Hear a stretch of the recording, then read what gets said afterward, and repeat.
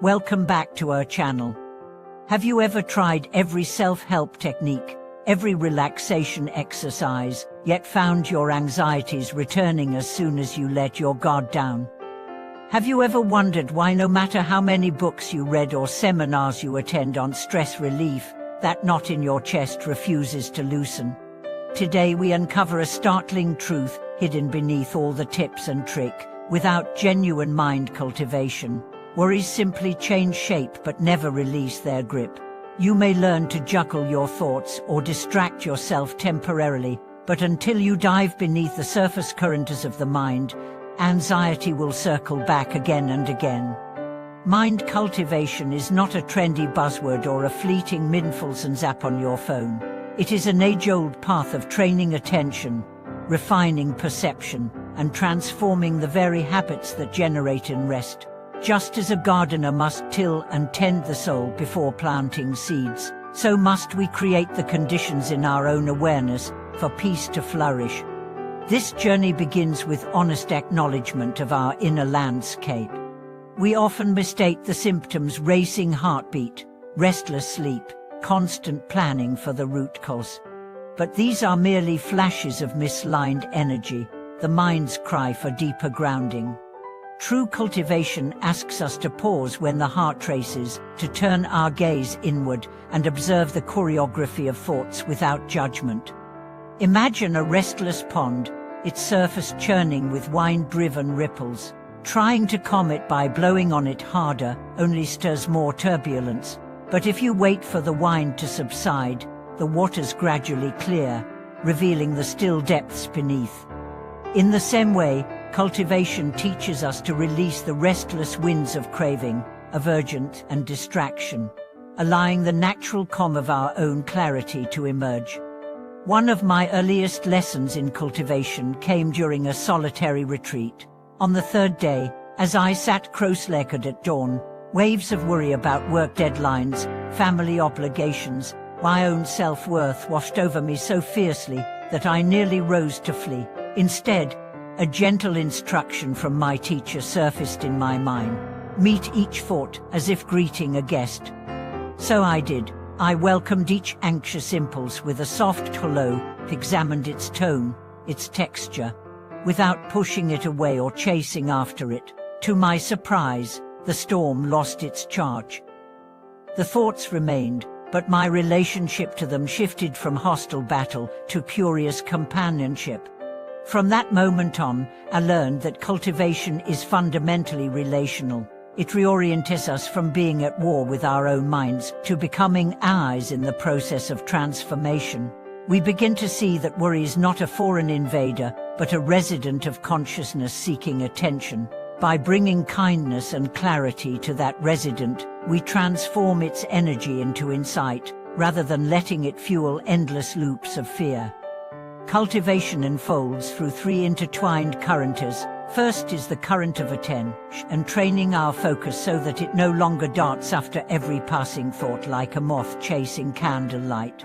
We develop stable attention through practices such as following the breath, noting where the mind drifts, and gently guiding it back again and again, like returning a wayward child to the playground. Second is the current of investigation, looking deeply into the nature of each thought and emotion, asking what makes this worry feel so urgent? What story am I telling myself? By questioning these narratives, we expose their fragile foundations, often built on assumptions, projections, or fears of loss. Once exposed, these stories lose their power to control us. Third is the current of patience, allowing insights to unfold in their own time, without forcing breakthroughs. Cultivation is not rocket science, it is seed by seed tending of consciousness. Sometimes, weeks of steady sitting yield only subtle shifts, a slight softening around the edges of stress, but over months and years, those seemingly small changes accumulate into profound transformation. For instance, I recall a student who came to retreat convinced she had too much to fix. She kept a mental checklist of anxieties, financial instability, aging parents, unfulfilled dreams, and each day she catalogued new items. When I invited her to notice the spaces between her thoughts, rather than the thoughts themselves, she balked. But if I stop thinking about my worries, who will solve them? I smiled and answered, first, cultivate the mind that observes, then let that mind guide action with clarity. Worry is not the same as wise planning. Over time, she learned to distinguish between constructive intention and compulsive rumination. Her to-do list shrank, her sleep deepened, and her energy returned, not because her external problems vanished, but because her inner climate had changed. In everyday life, cultivation can take many forms. It might look like pausing for 3 mindful breaths before responding to an email that triggers irritation, or noticing the tension in your shoulders each time you plan for the future, and deliberately softening the muscles as you continue, or offering your full presence to a friend in distress, using that focused attention as medicine for both of you. Each act of anchored awareness strengthens the muscle of attention, making the currents of investigation and patience more accessible. Yet perhaps the greatest challenge arises when life demands more than stillness. In the midst of crisis, an urgent health scare, a sudden financial loss, a broken relationship, cultivation must adapt to turbulence. This is when we lean into the practice of noting and nourishing. We note each reaction, fear, anger, grief as it arises, and then nourish ourselves with deliberate acts of compassion, a reassuring thought, a supportive gesture, a brief rest. Over time, this pattern rewires the conditioned reflex of panic into a rhythm of response that integrates mindfulness with caring action. As your practice deepens, you may notice that worries no longer dominate the landscape of consciousness. Instead, clarity, equanimity, and even joy begin to emerge as the mind's default setting. Challenges still arise, but they find you not as a vulnerable bystander, but as a seasoned sailor navigating seas with both skill and openness. If you feel drawn to begin this path, start today with a simple invitation. For 1 minute, settle your awareness on the rising and falling of your breath.